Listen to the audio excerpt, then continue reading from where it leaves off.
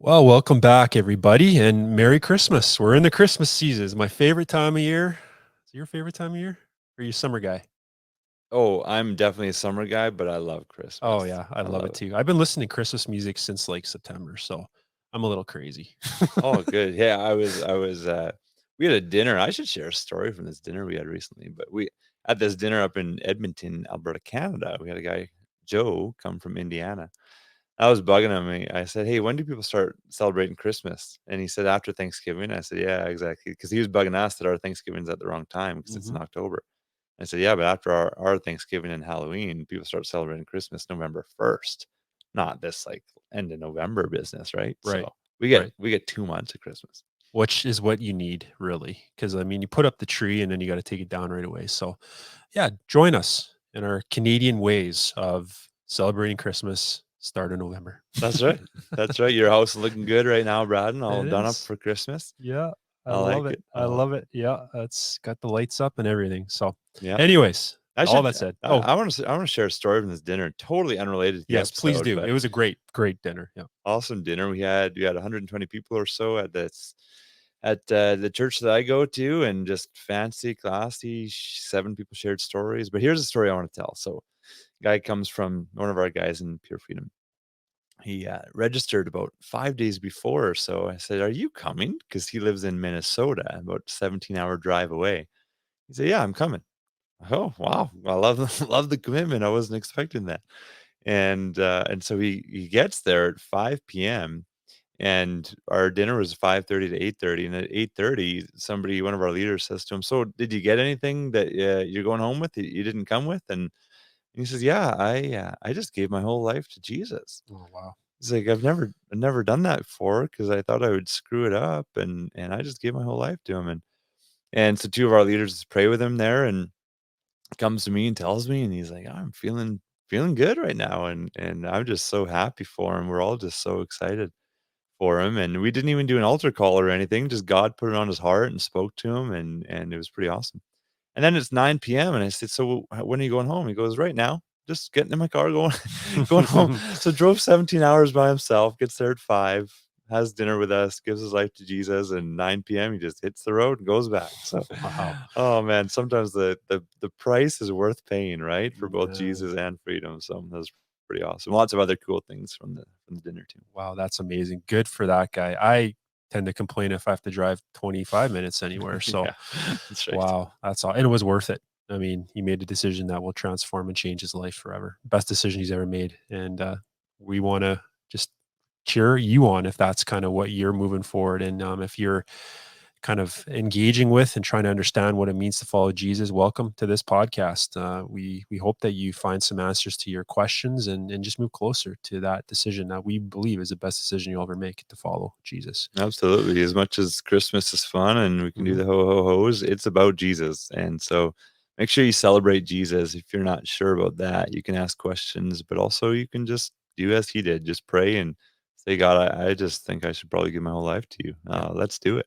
yeah, And yeah, I mean, the thing that happens when people give their lives to Jesus, I experienced this too, but when I was younger, but man, there's just joy and peace, and so often it's just this, like, an excitement about life, like so many people, like, man, I've been washed clean, like I feel pure, and different things that people have said when they give their lives to Jesus. It's pretty awesome.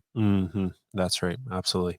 So let's get in this episode today. I mean, that was all great stuff. Glad we could chat with you about that. But today we're going to talk about marriage and specifically sexless marriage. If that has piqued your ears, your curiosity, well, it's intended to, but we don't want to be glib. Many people right now in their marriage are suffering with a sexless marriage. They haven't had that emotional, spiritual, but not only that, physical connection with each other. They are not growing in their intimacy in this area. And for many people, this is just so devastating. And it just causes a rift in the marriage, a wedge in the marriage, and people are suffering. So we don't want to make light of this, but we're going to talk about sexless marriage, what this for many, what this is, and what are some of the causes and what we can do about it, because we don't want you to live in that space. And I know that this is a podcast geared towards helping people have freedom from porn, but this is so much more in our regards to podcast than just that area. And this is one specific area that we've talked to many people that are suffering. So we want to address this because it has come up, and it's devastating to those that are dealing with it. So what are some of the causes? Let's go through some of the causes and what is a sexless marriage. Because for some people, that they might be like, oh, that just means I have sex once a month. That's a sexless marriage, or whatever, right? No, we're meaning that you're not having any connection to this level at all. Like there's nothing happening. There's people that have lived years not having sex in their marriage, and that's what we mean. There's no instance of sex at all happening. So there's reasons for this. Let's talk about some of those reasons. Yeah, yeah, and I mean, there are different people that define what a sexless marriage is. Maybe it's twice a year max or once a Right. year and Right. different things. I mean, regardless of the number, like if it's not frequent and if it's not healthy, then there's things to address. And I just want to say, I mean, we had that not, for years and years, but for a year, two separate times in our marriage, and it was awful. And so we want to talk about different reasons that it happens and then what to do with it. For us, it was trauma. There was uh, physical trauma and emotional trauma and immaturity and how to handle that on both of our fronts or with both of us. And so we didn't handle that well, but that was the cause. And so there's physical trauma, there's emotional trauma that happens in different ways. Probably the most common one that I've heard of with sexless marriages is sexual trauma, sexual abuse from somebody's past. It's one spouse typically has abuse from their past, and a lot of these stories, they've tried to have a good sex life, and maybe for the first however many years of their marriage, they did actively have sex, but it was so traumatizing every time because it wasn't healed, the past abuse. And so eventually a spouse just says, "You know what? I just can't do it anymore."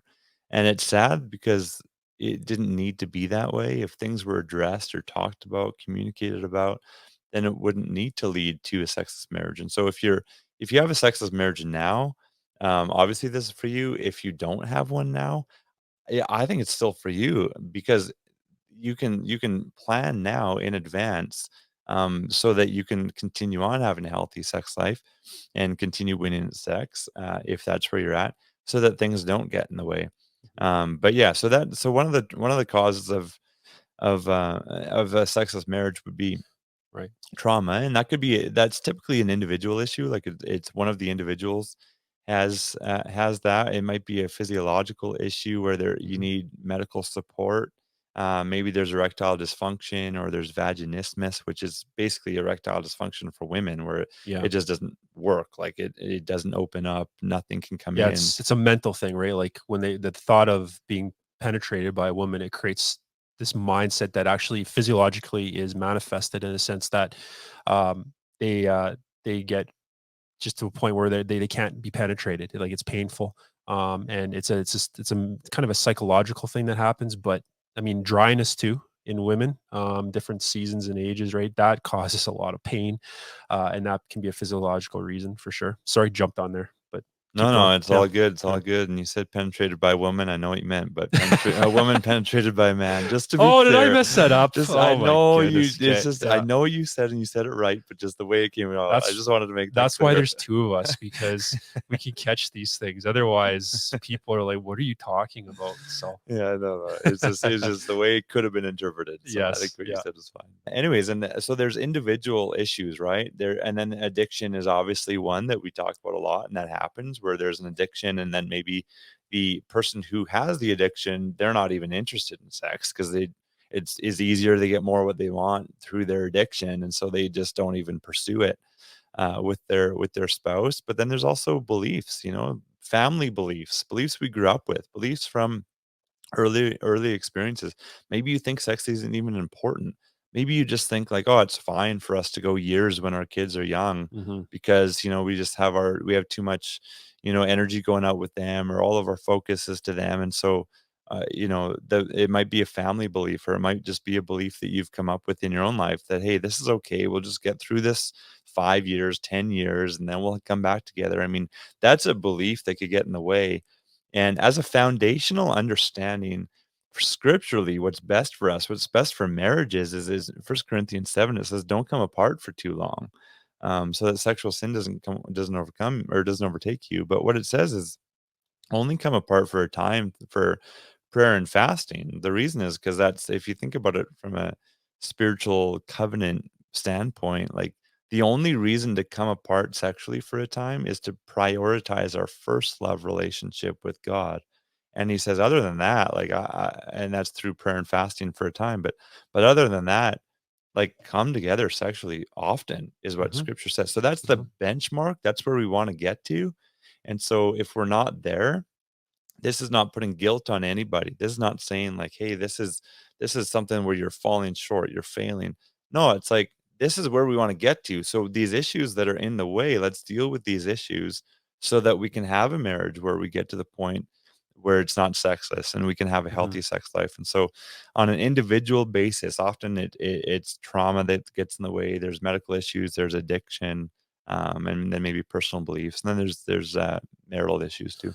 Yeah, so those are 2 categories, individual issues and then marriage issues. So, the marriage issues that can lead to sexless marriage, one of them is drift. And that is the natural tendency for every marriage, that's the current that we all face. We don't have the natural tendency to drift together, but to drift apart. And that's just the pace of life, the external currents, the internal currents in our marriages that just cause us to drift apart. And it's so interesting that these currents often are unseen as well. Like, we don't know they're there. I mean, if have you ever swam in the ocean? Those listening out there, if you have, you know how powerful those currents in the ocean are. And sometimes the surface level is very calm, but there's these currents that are happening under the surface of the water. And then port this over to your marriage. There's stuff happening under the surface of your marriage that are causing you to drift apart if we're not proactive and intentional. And so we have to link arms if we're think about it. Like, Kristen and I, we've swam in the ocean together. I remember there was this one time, I've shared this story at weekend getaways. You'll have to come to one if you want to hear more depth. But we were swimming in the ocean and we weren't holding hands or anything like that, just kind of treading water. It was beautiful. It was in Mexico. The water was warm. It was lovely. And I just remember I lost track of her. So I looked to the left because there was this really cool tropical fish swimming next to me, bright colors. My ADHD kicks in. I'm like, woo. And I'm looking at this fish. And then I want to just kind of tap Kristen on the shoulder to kind of share in this moment with You me were to see you were this. snorkeling, I'm assuming? You're looking under No, the we okay, weren't. okay, We okay. snorkeled on that trip, but this was different. Okay, We were gotcha. just swimming, and the fish was just so bright and Cool, vibrant. You could see it from the surface, cool. and it was swimming right by us. So I tried to tap her on the shoulder, and she wasn't there. I looked over, and there's this big hairy dude next to me. I'm like, that's not Kristen. And I'm like, where'd she go? And then I looked, and then sure enough, she was like 30 feet away from me. And I'm like, what happened? She wasn't swimming away from me. It was the currents that were underneath the surface that pulled us apart. See, do you catch the visual? That happens in our marriages too, where we can be drifting apart and we don't even realize it. So we have to be very proactive to hold each other's hands through having communication, going on date nights, investing in our marriage by either going to marriage events or maybe having marriage meetings, communicating as much as we can throughout our day about what's going on for us, finding ways to link up as a couple and to connect. That combats the drift. But we'll talk more about that. But that's a cause, drift. Another one that in marriage that is an issue is unresolved conflict. If we have friction in our marriage that we haven't dealt with, if we've avoided conflict habitually, that's actually an indicator for dissolvement of our marriage. Like, a lot of marriages break apart, not because there's conflict, but because there's unresolved conflict. Big difference. So if you think conflict is an indicator that you have a bad marriage, not true. All marriages have conflict. It's inevitable. But unresolved conflict, meaning that you avoid conflict, you sweep it under the rug, you don't want to deal with it. That festers, creates bitterness, and bitterness and love can't exist in the same house. You have to choose which one you're going to live with. So if you are going to not deal with the conflict in your life, that will cause a lot of friction and this kind of festering bitterness, and then you don't want to make love to your spouse when that's there. They really don't. And that causes this kind of rift and divide between us. So unresolved conflict is a big one. Another area that our marriage can face issue with as far as moving towards a sexless marriage is the seasons that we all go through in life.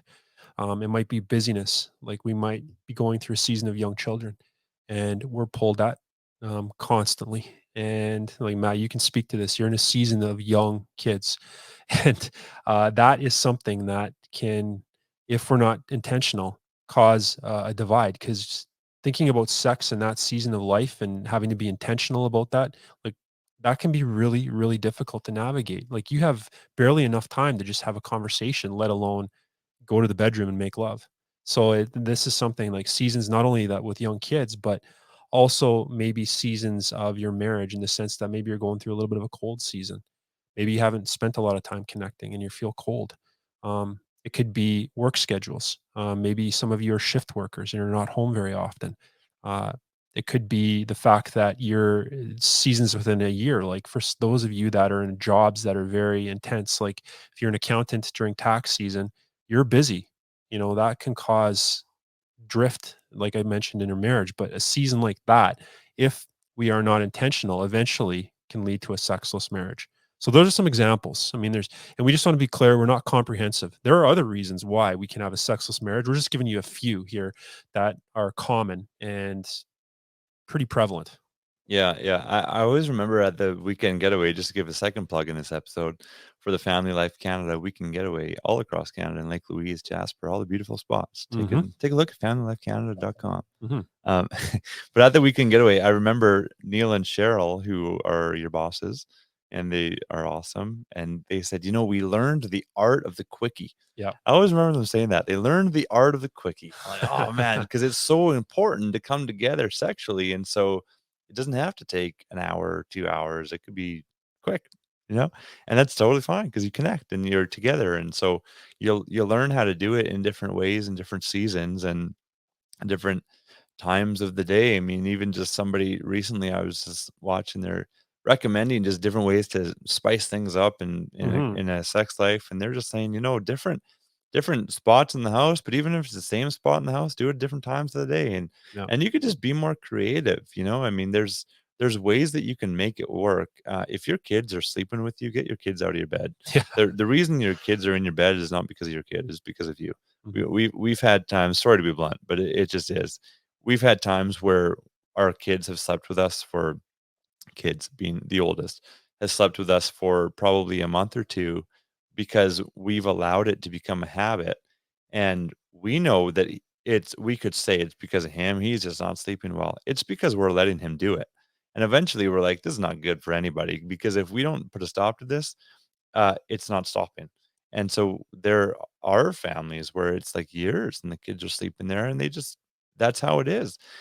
I always remember Trey Morgan on our podcast a few years ago. He was like, "Man, your kids, it's a no-go zone in your bed Hmm. because what you're doing is you're prioritizing your kids' comfort over your marriage.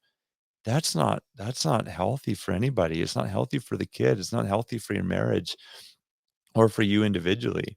And so you have to prioritize your marriage and use that as a principle, not just for having kids sleep in their own bed, but, for other things, prioritize your marriage over your comfort or your own shame. A lot of people, we have shame over our bodies or shame over our performance. And so we don't initiate because we're ashamed that we might let them down, let our spouse down. I mean, talk talk about that then.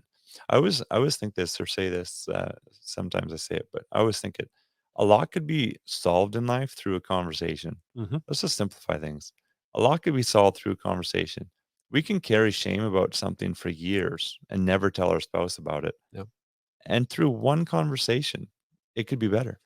Um, they can love us more. We can open up more. We can have more confidence realizing like, oh, they don't actually care about the thing that I have shame over. They actually fully like they're fine. They love me and they're totally fine. A lot can be resolved through conversation. For us, I went probably because of the trauma that we endured, I went probably 2 to 3 years with never initiating.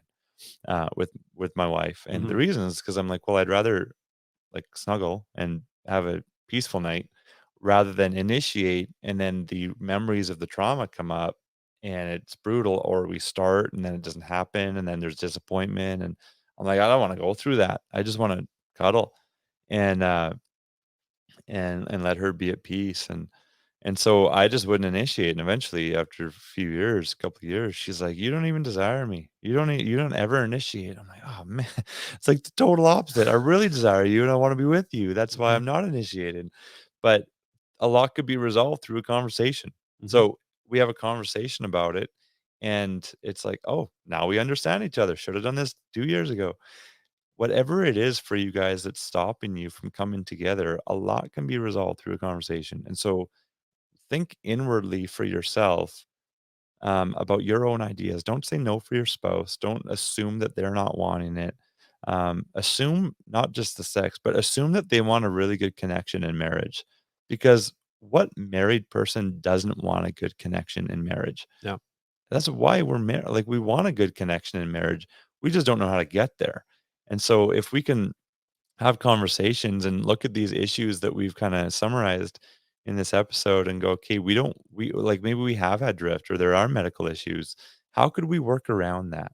How could we even just engage in foreplay if it can't be intercourse for a time? How could we start with some naked snuggles and just lie naked and do some skin to skin? How could we start there and maybe do some massaging? How could we start there? And we start to have conversations about maybe our insecurities or our Mhm. past trauma or the medical issues that we're having. You know, some men they take Viagra, but they're embarrassed about it, and so they don't tell their spouse. Let's get it out. Let's not have shame get in the way. You're going to be so much more loved and emotionally present in having sex when you're and apart from having sex, but when you're open about all of this stuff. Mhm. And so if it's a belief system that you've had from your um, childhood, from your family, or from wherever, let's talk about that. It's just really important, and let's not overcomplicate it. Let's simplify it. And if you need to get help, get professional help, then we really encourage you to do that too. Mhm. It's great. Just speak at a weekend getaway. But it's so true. It's never too late to start talking. It's never too late. And it's important for us as marrieds to start to bridge that gap, because when we have gaps, when we're not talking, that creates assumption. Our spouse, like you're mentioning, Louise, was assuming something, and rightfully so. She doesn't know what's going on. When we can just Oh have a yeah. conversation, right? It just shortens up that gap of lack of understanding, and then we can start to make these connections with each other.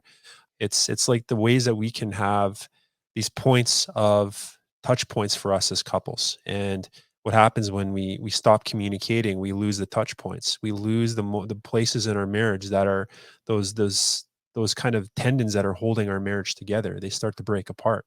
And then we don't have much connecting us anymore. So even if you the thought of just holding hands with each other seems so foreign to you right now, maybe back up a step. What's something that you can create warmth or a movement towards your spouse? What's something that you can do to make a movement? It might be a kind word. It could be simply making eye contact. It could be, hey, we need some help. Let's go get some third party help. It could be, little things like that. Or if it's not so desperate in those situations like that where you haven't had any connection and it's just simply you've drifted, let's plan out and carve out some time to just talk. Let's go on a date.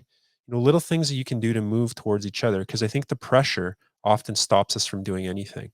We're like, wow, we have to have this incredible gourmet session of sex with each other, and it's too overwhelming because you haven't made love in a year, right? That's too much pressure for your marriage to sustain. So what are the little movements you can make towards each other instead of creating this overwhelming pressure on yourselves? And that's often the thing that stops us. It's the failure to launch, right?